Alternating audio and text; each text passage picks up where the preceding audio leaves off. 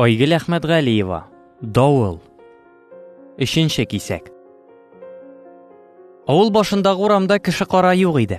Кар пәрдәсен йыра-йыра бераз атлагач, җем-җем килеп утырган биек чыршы, ике яктагы баганаларны тоташтырып сузылган, төрле төскә буялган лампочкалар күзгә ташланды. Клуб тирәсе булды бугай. Учлары белән ышыклап тәмәке кабызырга маташкан яшьләр дә күренде. Бәйрәмнәр белән! Фаязның кыр тавышы буран сызгыруын күмеп яңгырады. Егетләр, Гөлширәттәй кай тирәдә тора ул, иен генә күрсәтегез әле. Егетләр Фаяз артында кара күзләрен җемелдәтеп торган чибәркәйгә күз төшерделәр дә, кашкынныкы түгеллеген белгәч, җиңел сулап, бер-берсен бүлә-бүлә Фаязга юл күрсәтергә тотындылар. Мәктәп буеннан гына атлагыз, атуса керткә чумарсыз. Теге таба туп-туры барсагыз, кыйыны күрми калмассыз әле. Вәт шул, прәме кыйы каршында. Хамисәттәйнең ие, аның сул ягында Гөлширәттәйнеке. Түлке идәм икән, бүген Захит абыйлар бозау суйды бит, шунда ашка киткәндер әле ул. Бер сорашканда белеп калыйм диюе булгандыр. Фаяз бүреген баш артынарак итеп куйды да, "Алары кайда тора? Күршесендә мазармы?" дип кызыксынды. "Юк, Захит абыйлар әнә теге башта. Тыкрык буендагы беренче үй. Капка төпләрендә лампочкалы багана булыр." Ялын башлы егет кулы белән изәп күрсәтте дә, тәмәке төпчеген ыргытып, клубка кереп китте. Керткә бата-бата атлый торгач, мәктәбен дә, кыйысын да, әбинең иен дә таптылар. Тик хәерчегә җил каршы дигәндәй, егетләр дөрес әйткән. Хуҗабикә биләменнән кайтып кермәгән иде. Ишек келәсенә йозак урынына агач ботагын сындырып тыккан да, китеп югалган. "Әнекәем, бигрәкләр дә кирекен булды бүген" дип сукранып, Әлфинә баскычка тау булып иелгән кар өстенә лапылдап утырды. "Кайчан кайтасың, кем белә инде хәзер аның?" Туңган, ашыккан кыз Фаязны тыңлап юлга чыккан, үзен дә, бер гөнаһсыз егетне дә күңеленнән сүгә-сүгә, бияләен салып, кулын угалады. Ул да булмады, егет ишек бигендәге агач кисәкләрен тартып алды да, кызны култыклап урыныннан торгызды, өстерәп дигәндәй өй алдына кертте. "Кар өстендә катып үләсең киләмени? Әбиең убырлы карчык түгелдер әле. Кергәнсез дип ачуланмас. Бар, син өйдә кет, җылын. Мин Захит абыйлардан урап кайтам." Фаяз ике сөйләшеп тормады. Тәбәнәк ишекне ачып, өйгә керде. Бусаганы атлаганда бәрелгән башын бүрек ашагына угалап торгач, стенада капшана-капшана утны кабызды. Әлфинә исенә килеп, аны-моны әйткәнче чыгып та китте. Кыз бер тын аптыраган кыяфәттә як-ягына каранып басып торды. Кире өй алдына чыгып, өстендәге карны каккылады, кирип пәлтәсен, шәлен салды. Шундый ук аптыраулы халәттә ап-ак итеп акшарланган мич янына килеп басты. Тәбәнәк түшәмле өйнең яртысын гына алып торган мичтән җылы качып бетмәгән иде. Әлфинә күшеккән кулларын шунда терәде. Гөлширәттәйнең өе бик бәләкәй булса да, бу минутта ул кызга оҗмахның үзе булып тоелды. Тимер башлы караватта кәпрәеп утырган чигүле мендәрләр, тәрәзә төбендәге исле гөлләр, кып-кызыл ашъяулык ябылган өстәл, өстәл янындагы как сәке, иске генә газ плитәсе, түшәмгә тиеп торган иске шифоньер, стенадагы бүрәнәгә беркетелгән агач шүрлек. Булар өй эчендә күзгә ташланган бер байлык, ялгыз гына гомер кичерүче карчыкның гади яшәеше, көн күреше иде. Кыз шуларны күзәтеп, мич җылысыннан изрәп басып торган арада, шау-гөр килеп, Фаяз белән Гөлширә әби кайтып керде. Ике күзе күренерлек итеп кенә мамык шәленә төренгән, сырмасын, киез итеген кар сарган, култык астына тиенчек кыстырган кечкенә гәүдәле карчык. "Эй, бәбәкәйләрем, яшьлегегез белән аны-моны уйламый чыккансыз инде, ярый әле монда керергә башыгыз җиткән. Ата-аналарыгызга гомерлек хәсрәт ясар игез. Алла сакласын" дип сөйләнә-сөйләнә, җәһәт кенә чишенеп ташлады. Җыр киләгән кебек шулай сөйләгән шәйгә, Әлфинәгә дә, Фаязга да ап-ак йон ыек башлар тоттырды. Газны кабызып, калай чәйнеген утыртты. "Иреңне әйтәм, Зөлфәт кияүе дигәч, башта аңышмыйрак тордым. Аның да бәләкәй кара чутыр кызы кияүгә китәрлек булгач, без картаймый, кем картайсын?" Гөлширә әби тешсез авызын учы белән каплады да, үз алдына кет-кет көлеп, Әлфинәнең аркасыннан сөйгәндә әйтте: "Туйларыгыз күптән булган иемесең? Бәбәйләрегез юкмысың әле, бәбкәм?" Кыенсынып аптырап калган Әлфинә ни әйтергә белми торганда, Фаяз караватка утырып ыекбаш кияргә маташкан җиреннән: "Менә анысына җитешмәдек әле, бекәй", дип сүз кыстырды. Булыр, Аллаһ боерса. Гөлширәттәй мич аралыгына кереп кыштырдаган арада, Әлфинә ялт кына Фаязның янтыгына төртте.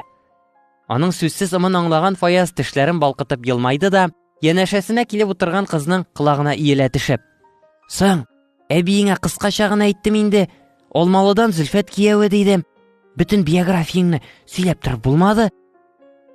Әби кунактан алып кайткан тәм-томнар янына яшьләр сумкасыннан хушисле лимон, кәгазь тышлы кәнфит ише күчтәнәчләр дә чыгарып кунаклагач, өстәл бөтенләй байлар төсе алды. Күгәрченнәр күк гөрләшә чәй эчтеләр. Әби бер туктамый үзе туып үскән авыл турында сорашты. Аннан табынны җыештыргач, мендәр ястыкларын кузгатты. "Сезгә караватка җәям, яшь чакта тарлыгы сизелмәй аның. Рәхәтләнеп йокларсыз." Гөлширәттәй караватның шәшәкле япмасын төреп куйгач, катлы-катлы итеп тезелгән юрганнарын, ястыкларын идәнгә күчерде. Күпереп пешкән калач күк йомры мендәрләр өстенә чигүле япма җәеп, көтелмәгән кунакларга урын әзерләде. Әбинең сүзләреннән кытышкан Әлфинә кулларын былгый-былгый: "Юк, Гөлширәттәй, караватыңда үзең ят, без әнә беребез идәнгә, беребез сәкегә тәгәрәрбез", дип каршы төшеп маташкан иде. Кая ул? Әбинең сүзе сүз булды. Гомер эчендә бер килеп кергән кунакларны идәндә йоклатамысың?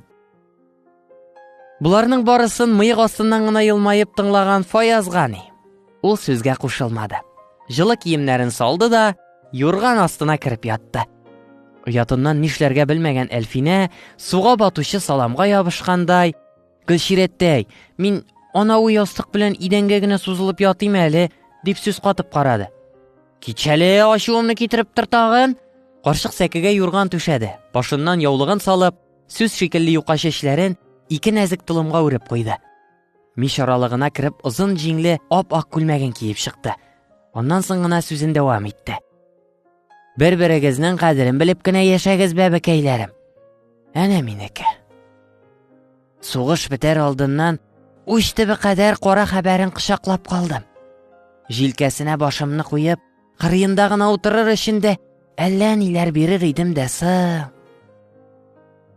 Әлфинә Фаязга аркасын куеп, шарасыз кыяфәттә юрган астына чумды. "Шишенеп ят, эй җылы." Үз башын салмыйча ап-ак урын җиргә ятуын килештермәдеме? Әллә Әлфинәне кайгыртып әйтүе булды? Карчык өй ишеген догалаган җиреннән кызга әйләнеп карады. "Ишемә һаман җылы керми бит әле", дип алдарга мәҗбүр булды Әлфинә, биленнән кычып алган кайнар кулга терсәк ише белән төртеп. Утны сүндереп Гөлширәттәй сәкегә менеп яткач, Әлфинә карават читенәрәк ялышты. Фаязның кайнар сулышы муен чыкырына бәрелүдән, аның белән бер юрган артында ятудан уялу, тартыну, кыенсыну, тагын әллә нинди хисләр бергә кушылып кызның җанын, тәнен кидерә иде. Ул калын күлмәге аша да биленә ут үрләткән кулны алып ташларга теләп, борылырга гына иткән иде, сиртмә караватның шыгырдавын ишетеп, өнсез калды. "Эй Ходаем, Гөлширәттәй әллә нәрсә уйламасын тагын." "Гөлширәттәй, быел җәй Алмалыга кайттыңмы соң?" дип пышылдады үз халәтеннән үзе курыккан Әлфинә. Карчык шул сүзне генә көткәндәй, җанланып башын калкытты. Баштарак пыш-пыш кына килеп, ике кичкә кунакка барып кайтуы, кемнәрне күрүе турында сөйли башлаган иде. Сүз йомгагы тәгәри торгач, пышылдау онытылды. Әлфинә исә карчык йоклап китә күрмәсен берүк дип, әле тегесен, әле монысын өстәп җибәргән булды. Аның этлеген, бу әңгәмәнең иртәнгә кадәр дә тынасы юклыгын аңлаган Фаяз кызның муеныннан үпте дә икенче ягына борылып ятты. Әлфинә күз кабагын баскан йокы белән көрәшә-көрәшә, Гөлширәттәйне сөйләндерүен дәвам итте. Ахыр чиктә, хан заманында булган хәлләрне инде үз алдына исенә төшереп яткан карчыкның борын астыннан ишетелгән тавышына изрәп, йоклап киткәнен дә сизми калды. Бергә яшәүләренә инде ничә ел. Фаязы шушы давыллы көнне, шушы мажараны гел мәзәк итеп искә ала. Беренче төнебездә үк Гөлчирәттәй таңга кадәр никах укып чыкты дип, уфтанган кыланып, Әлфинәне көлдерә. Туйлар узып, туннар тусса да, аклык белән, сафлык белән башланып киткән тормышлары бүгендә тел-теш тидерерлек түгел. Аллага шөкер. Кызларын, улларын гөл чәчәгедәй кадерләп үстерделәр, бер-берсен әлегәчә күз карашыннан аңлап яшәделәр. Менә илһамнарының гына булай шаукымга яреп, тормыш кыруга бармак аша каравы күңелен китте бит Әлфинәнең. Хәзерге замананың бар нәрсәне рәттән кырып җимереп килгән давылы табигать зилзиләсеннән күпкә көчлерәк микән нисың? Балаларны ул афәттән сакларга ата-ананың да кеше җитмәсә, тора-бара кая тәгәрәр бу дөнья? Туйдан соң думбра дигәндәй, бүген генә тора салып акыл сатудан нәрсәне үзгәртеп булыр? Илина дигәннәре дә берәүләрнең газиз баласы.